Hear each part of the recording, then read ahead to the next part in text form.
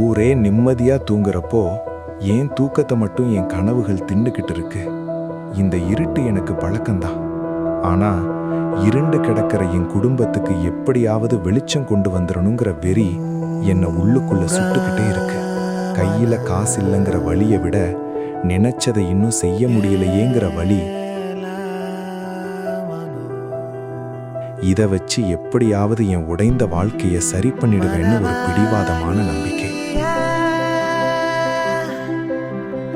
அப்பா இஸ்திரி போடுறப்போ தணல்ல இருந்து வர்ற சூட்டை விட அவர் சிந்தும் ஒவ்வொரு சொட்டு வியர்வையும்,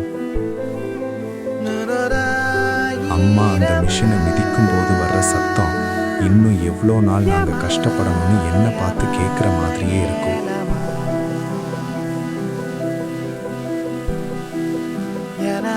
நான் ஜெயிச்சாகணும். இருட்டுக்கு ஒரு குணம் இருக்கு. நம்ம தோல்விகளை எல்லாம் நிழல் மாதிரி விஸ்வரூபமாக்கி காட்டும்.